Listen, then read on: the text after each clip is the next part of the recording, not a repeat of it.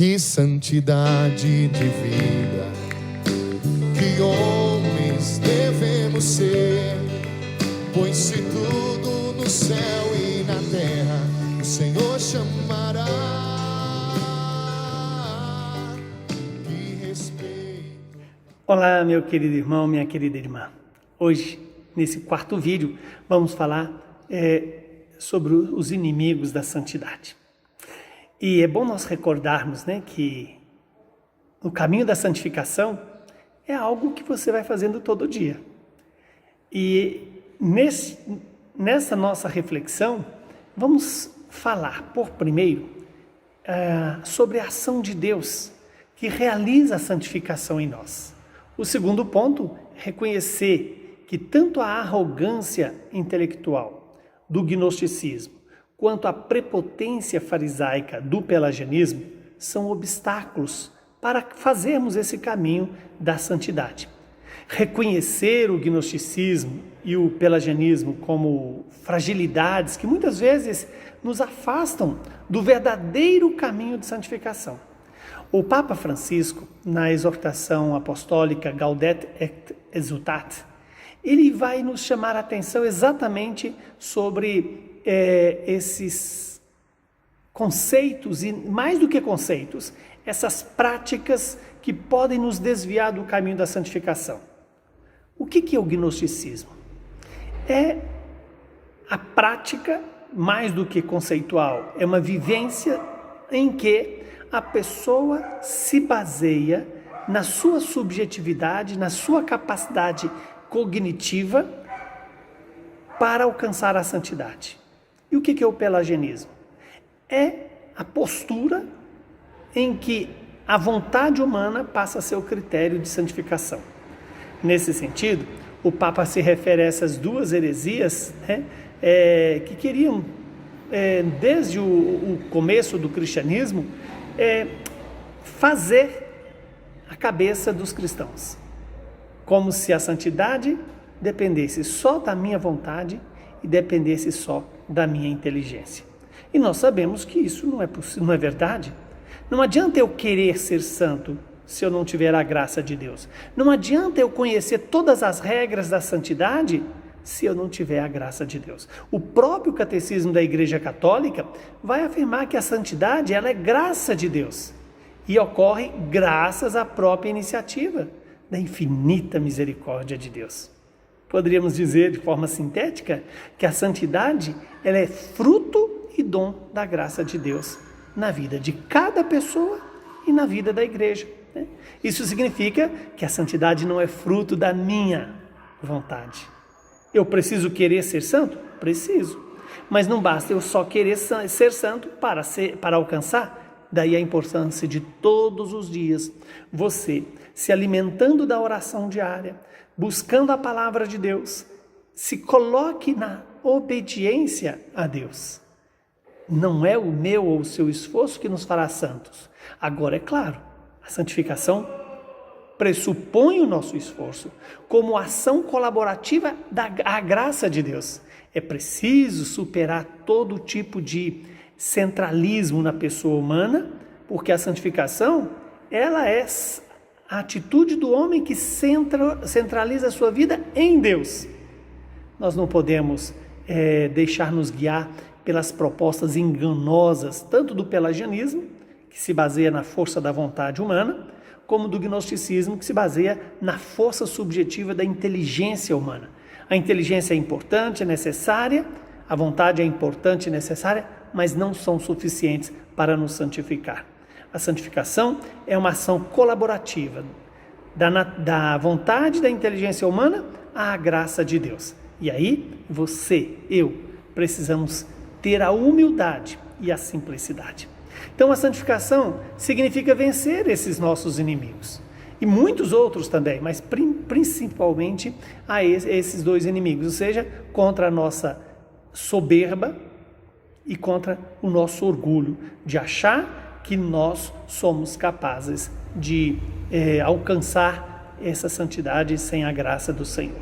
Então, a primazia da graça, ela nos capacita a uma luta diária contra todo tipo de arrogância, contra todo tipo de prepotência. Pois não existe santidade sem a ação de Deus, sem a iniciativa de Deus, sem a ação colaborativa do homem. Lembremos que a ação do homem é colaborativa. Para nós refletirmos bem esse tema, eu proponho a você, que é o texto do livro, texto das equipes de Nossa Senhora, o Evangelho de Mateus, capítulo 23, versículos de 13 a 15 e de 23 a 28, onde Jesus vai chamar os escribas e os fariseus de hipócritas. Por quê? Porque eles se baseiam nas suas próprias forças para parecerem justos, ou seja, para parecerem santos. Quer dizer, tanto a hipocrisia dos escribas e dos fariseus e a hipocrisia presente na minha vida e na sua vida nos tira da consciência, da humildade e da simplicidade. Guardem sempre essas palavras, que são fundamentais na vida cristã: simplicidade e humildade. Na simplicidade, eu reconheço aquilo que Jesus propõe das crianças, né? Quem não imitar as crianças, quem não ser como as crianças, não vai entrar no reino dos céus. E em que consiste essa simplicidade? É não se deixar governar pela malícia, a malícia do julgamento, a malícia de achar que eu sou capaz. Não, eu não sou capaz de ser santo sem a graça de Deus. Eu não sou capaz de ser santo sem a misericórdia de Deus. Quando Jesus, nesse texto, chama a atenção, né, dos fariseus de sair da visão da aparência, que limpa o copo por dentro, mas esquece da sujeira que fica... limpa o copo de fora e esquece da sujeira que fica de dentro. Então, precisamos ser livres dessa hipocrisia. Lembra que hipocrisia vem de um termo grego que significa uma personagem, né? É como se o homem achasse que a santificação era viver um papel dentro de um teatro. Não, a vida não é um teatro. A vida é uma realidade existencial que pressupõe o uso da minha inteligência, o uso da minha vontade, subordinada à graça de Deus. Vamos guardar isso no coração. E que esse texto ajude você a também olhar para si mesmo. Quantas vezes a gente é hipócrita? Quantas vezes a gente acha que a nossa capacidade de cumprir regras é suficiente para sermos santos ou para sermos felizes? Quantas vezes nós achamos que a força da nossa vontade é suficiente para alcançarmos esta santificação ou essa felicidade que a nossa alma tanto deseja e que, na verdade, muitas vezes nós deixamos nos enganar pelo inimigo. O Papa Francisco, muitas vezes ele se refere a essas duas heresias, né, que de certa maneira desviam o caminho da santidade do cristão, que é o pelagianismo e o gnosticismo. Vamos lembrar que o Papa Francisco ele vai falar que prolifera em nosso tempo essas duas heresias, onde o homem se acha autônomo, acha que pode salvar-se a si mesmo sem reconhecer que depende de Deus. Veja que isso aí é o que é contrário à humildade, é contrário à simplicidade. Então, ser humilde e ser simples é o caminho da santificação. Quando o Papa Francisco nos chama para enfrentar essas duas heresias, não é do ponto de vista intelectual apenas, é do ponto de vista pragmático, é do ponto de vista de comportamento. Às vezes nós planejamos a nossa vida sem considerar se isso é ou não é da vontade de Deus, se isso está conforme o projeto que Deus tem para a minha vida. Aí vamos dizer assim, é um pelagianismo prático, onde eu dou à minha vontade a autoridade de decidir o que eu quero. E esqueço de perguntar, isso é da vontade de Deus? O próprio padre Cafarel faz um alerta sobre o perigo, né, de um casal que pertence às equipes de Nossa Senhora e achar que basta eu ser da equipe que eu já sou santo ou já vou alcançar a vida eterna. Não, pertencer à equipe de Nossa Senhora, ao movimento, cumprir os PCS é um caminho colaborativo com a graça de Deus. E essa graça foi nos dada no nosso batismo e foi renovada no sacramento do matrimônio. o movimento, ele nos possibilita essa metodologia, essa didática, essa postura de, exercitando a nossa inteligência e a nossa vontade, possamos nos predispor para que a palavra se encarne em nós, para que a palavra alcance a nossa vida e ilumine a nossa vida. E iluminando a nossa vida, possa nos dar força, ânimo, coragem para cumprir a vontade do Pai. Não esqueçamos de que os PCEs não são obrigações, não são leis, são auxiliares, né? Para quê? Para que, tendo uma organização da minha vida, de tal maneira que a graça encontre em nós um terreno fértil para produzir frutos, 30, 60 e até 100 por um. Então, de acordo com o Papa Francisco, nós temos que sair dessa atitude perversa de colocar a nossa confiança em nós mesmos e esquecer da graça de Deus. Não nos deixamos seduzir, né, por essas propostas enganadoras de que o homem basta a si mesmo, de que o homem é capaz de vencer as suas barreiras ou o caminho de santificação. E o Papa vai lembrar que o gnosticismo atual, ele supõe assim uma fé fechada no subjetivismo, ou seja, o que manda é o sujeito homem e não o sujeito Deus, onde apenas interessa uma determinada experiência, uma série de raciocínios, de conhecimentos, que, de certa maneira, ilumina o homem e o faz maior do que Deus. É o uso da razão para competir com Deus, não o uso da razão para servir, para conhecer e servir a Deus. Nós temos que usar a nossa razão na santificação? Claro que precisamos, mas a razão para cooperar com a graça, né?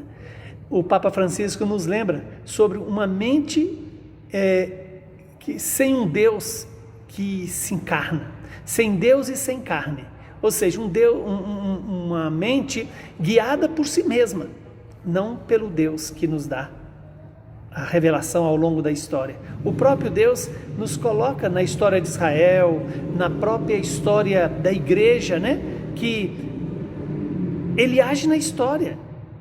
Os gnósticos, por exemplo, eles querem uma religião sem o sofrimento, sem a dor, né? E mais ainda, exclui o mistério. Apresenta um Deus sem Cristo, um Cristo sem a igreja e uma igreja sem povo. É a religião intimista e subjetivista, né? Uma doutrina sem mistério.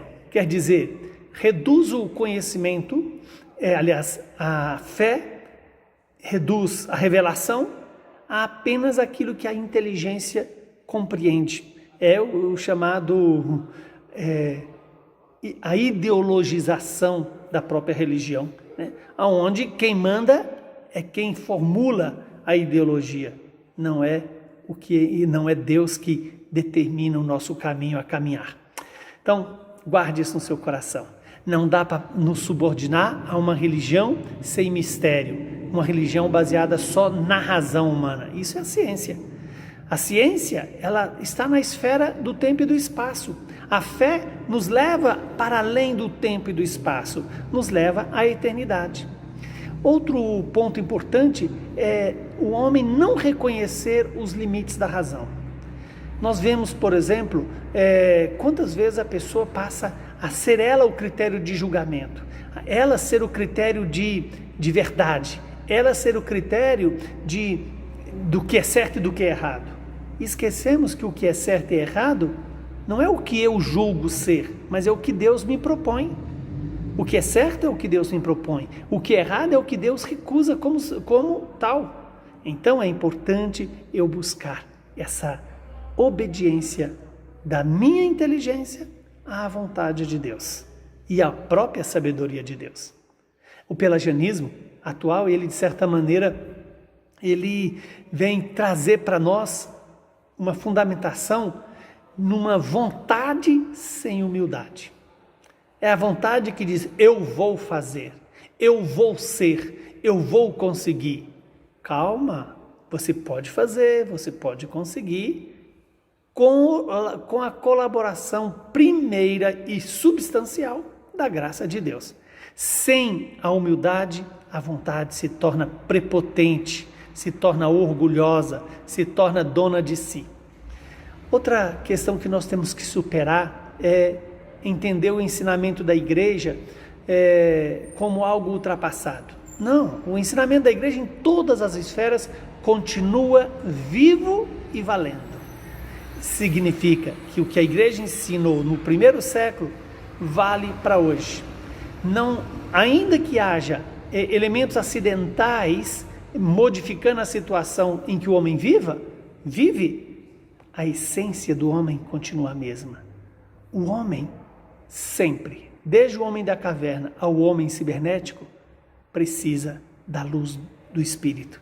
E do Espírito Santo, precisa da misericórdia de Deus, precisa de se deixar guiar pela vontade de Deus.